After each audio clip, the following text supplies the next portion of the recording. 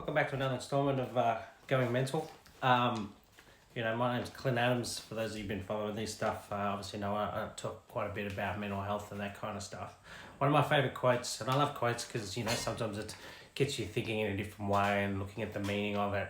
Again, to me, is what I call a blue brain experience. But in a nutshell, there's a particular passage in Alice in Wonderland where she comes to a fork in the road and she sees the Cheshire Cat up in a tree and she doesn't know which way to go. Just says to the cat, which road do I take? And his response is, well, where do you want to go? And she goes, I don't know. So he said, well, it doesn't matter. And that's very true, right?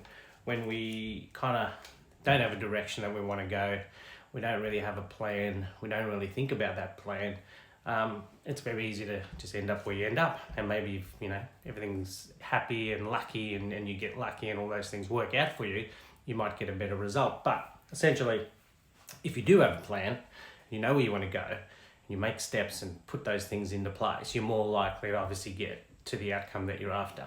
You think of architects, and when they're building, obviously a building, if nobody knew what was going on and working off the same plan and all that kind of stuff, then it's a bit of chaos, right? Obviously. But essentially, what I'm trying to kind of get to is when you think of journeys and planning a trip and all that sort of stuff, when you know where you want to go, you're more likely to get to where you want to be. If you don't know where you want to go, well, you end up where you end up. And so, there's another great quote which obviously said each journey, begins with a single step. Mental health is a tough one, right? Like often when I'm talking to people about their mental health, they don't necessarily see improvement. It's the same as physical health. If I could do 1,000 push-ups on my first day in the gym, I'd be completely knackered, but I won't actually see any improvement just from that one action. It's about repeated actions, repeated habits that all maybe contribute to that same goal. So if I want to use fitness as a goal, just the same as what I mentioned with the plan. If I don't have a plan and I just rock up, I just do some things one day, some things another day, there's no real specific plan around, I want to lose 20 kilos or I want to, gain muscle mass or whatever it is. So again, if you know the plan or know the outcome, you can kind of reverse engineer your way back into the problem solving piece. By doing that, planning itself is a blue brain experience. So using the part of the brain that's actually keeping you on course in a better space. Whereas if you just kind of let it happen, then you can kind of fluctuate between that red and blue space that I keep talking about. So kind of understanding one of the other, there's a book called You Are the Placebo by Dr. Joe Dispenza. And in there he talks about your unconscious mind and how if he likens it to a wild horse. If you just let it go where it wants to go, it might take you somewhere great, but it might take you somewhere really, really dark. So taking control of it is an important part, and it's no different to your own actions, your own plan. If you know where you want to go, you will steer that horse in the direction you want to go. If you just want to see where it takes you, then that's what happens. It takes you somewhere, but you're not in control of where it's going because you haven't planned for it. You don't actually know where you want to go. So understanding some of those things is really, really important for you around putting steps in mental health, just like physical health.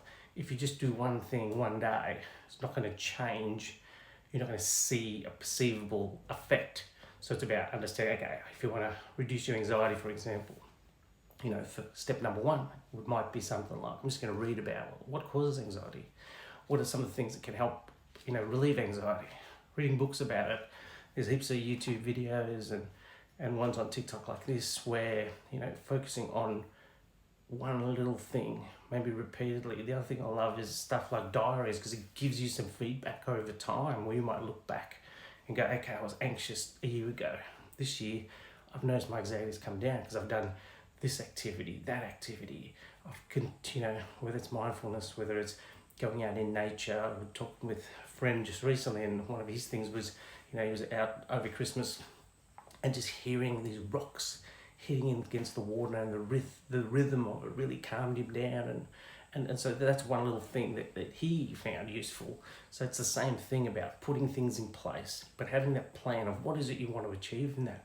If you just want to achieve reduced anxiety, then focus on things that can help with that, can help you come up with better techniques that work for you and the things that and talk to other people that haven't.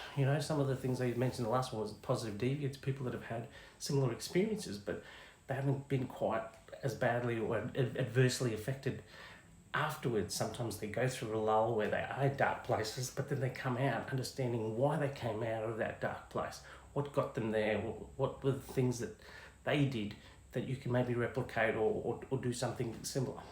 Hope you got something out of that. Cheers.